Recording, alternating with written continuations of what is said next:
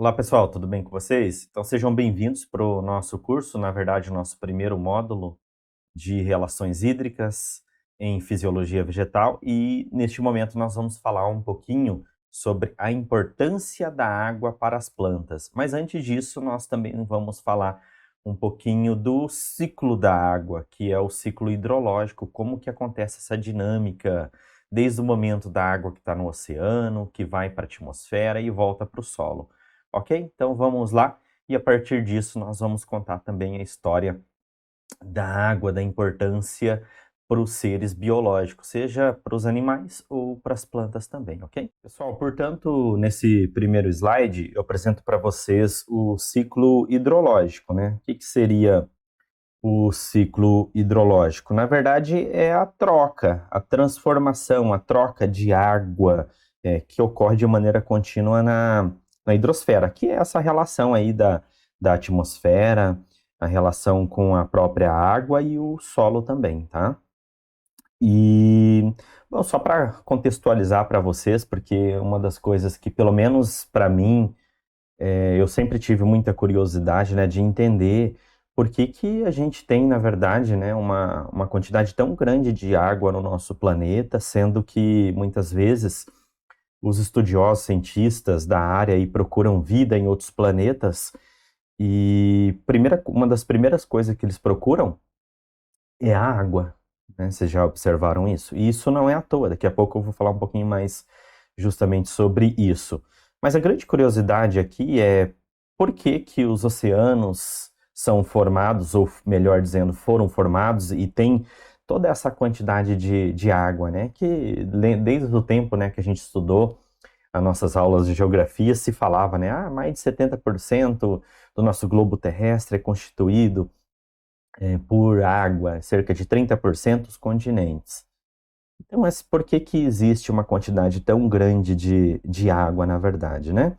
Bom, algumas dessas explicações, algumas dessas teorias, na verdade, uma teoria que é relativamente bem aceita, porque verdades em verdades ainda não existe, isso são estudos incipientes, ou seja, iniciais, mas alguns cientistas aceitam a ideia de que nós somos bombardeados, né, obviamente, né, por cometas lá no início da formação, né, do nosso sistema solar, há cerca de 4,5 bilhões de anos, é tempo pra caramba.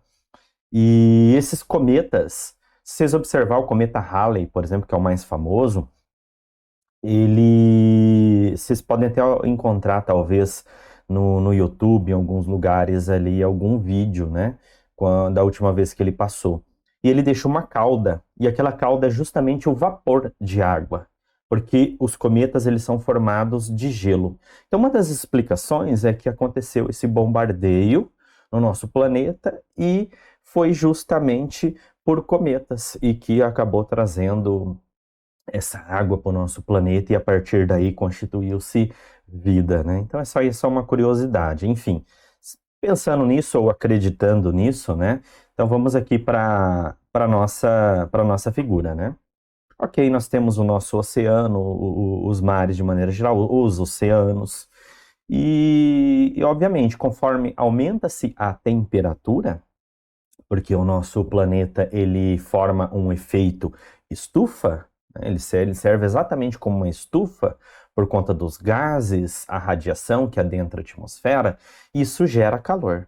E gerando calor acontece o quê? A evaporação da água do mar. Só que a grande sacada é que quando acontece a evaporação da água, somente o vapor de água que acaba realmente sendo evaporado, né? Ou seja, transformando-se ali, né, no que a gente conhece de nuvens, formando então todo aquele vapor de água que posteriormente ele, por devido ao aumento, né, do tamanho dessas gotículas, o peso maior que vai se formando, vai se condensando, vai acabar acontecendo a precipitação. Então, essa água aqui no segundo momento, onde eu estou apontando, após ser evaporada, acontece esse transporte dessa água, esse vapor de água pelas correntes de ar para as diferentes partes do continente. Essa aqui é a grande verdade. E após uma condensação justamente dessa água, o aumento da concentração, da quantidade de água de maneira geral, né, dessas nuvens, aí acaba acontecendo a chuva, ou seja, a precipitação, ok? Então ocorre a precipitação após o condensamento da água e essa chuva ela vai chegar então no nosso sistema solo planta, ok? Levando em consideração, então, primeiro momento que chega essa chuva, essa precipitação dessa água. A água, ela volta aqui para o nosso continente e ele é espalhado, ocorre infiltração dessa água, essa infiltração ela pode chegar no lençol freático, e lençol freático ela pode ocorrer um fluxo novamente subterrâneo e voltar no mar, pode ocorrer escoamento dessa água para rios e aí vai retornar para o mar. Veja que isso é cíclico, na verdade, né? Essa água sempre acaba voltando. E parte dessa água, obviamente, vai ser utilizada pelas plantas, como isso é natural, né? Utilizada pelas plantas, utilizada pelos animais de maneira geral, ok? Então, essa água acaba retornando para o mar, tá? E no segundo ponto, a precipitação, ela pode também, dessa maneira, ela pode também formar, não, ela pode fazer parte da constituição de um lago, por exemplo, de um açude. E aí você aumenta a lâmina de água pré-existente num lago, né? Ou um aquífero, uma região de aquífero, por exemplo, e aí você aumenta essa lâmina de água, essa água que está relativamente parada, né? Porque não está no rio, e ela vai ser evaporada novamente. E aí ela vai formar um microclima naquela região. Ela vai ser levada, obviamente, né? Pode ser levada, formar novamente nuvens e ser carregada para as regiões próximas, mas forma-se um clima para a região. Então, rios, de maneira geral, serve da mesma maneira. Lago, açude, serve justamente para... Serve não, né? Uma das funções em relação ao ciclo seria esse, que é a evaporação dessa água e voltar para a constituição deste ciclo, ok? Então, essa água acaba retornando, evaporando, chovendo em outro local, aí volta de novo para rios, acaba infiltrando novamente, vai para lençol freático, ou seja, é muito dinâmica. É muito dinâmica o ciclo da água, né? O ciclo hidrológico, ele é muito dinâmico e acaba retornando para os mares, onde vai acontecer evaporação novamente e recomeça esse ciclo. Lembrando que quando ocorre evaporação, vai ocorrer evaporação aqui, a formação de vapor de água. Os sais continuam aqui no mar. Essa que é a grande sacada. Então, ocorre aqui uma ciclagem desta água. Isso que é bacana. E aí essa água, ela vai servir para a vida das plantas, ela vai servir para a vida dos animais.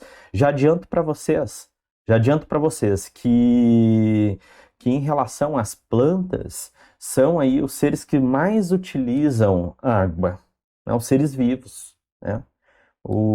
As plantas são as que mais utilizam água, porque, na verdade, utilizam no sentido de que acabam requerendo uma quantidade maior de água, mas no final das contas elas não utilizam realmente aquilo que requer. Ela não utiliza exatamente para o seu metabolismo. Utilizam de maneira mais secundária. Então, a agricultura, com certeza, aí é um ramo, né?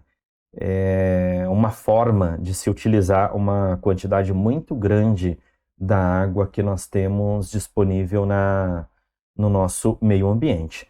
Não estou dizendo de irrigação, estou dizendo realmente da água natural, do ciclo. É uma forma, a agricultura de maneira geral, as plantas de maneira geral, elas utilizam muito da água do ciclo natural e obviamente que quando nós fazemos uma irrigação, nós estamos alavancando essa produção, né, esse sistema do uso da água, na verdade, tá joia? Pessoal, e um recado rápido aqui para vocês, é que vocês também podem estar acompanhando o Agroflow Cursos nas redes sociais, tanto no Facebook, quanto no Instagram, quanto também no YouTube, e principalmente o YouTube, que a gente tem muito material extra para vocês, tá? E, inclusive, temos alguns podcasts, alguns cursos grátis, bastante material relacionado aí às nossas disciplinas, à fisiologia vegetal, fitotecnia, fitossanidade de planta com parceria com outros professores também, tá? E, logicamente, também nós temos uma discussão sobre outros temas, como o TCC, como carreiras e outros materiais, tá joia? Então não deixam de se inscrever no YouTube, beleza?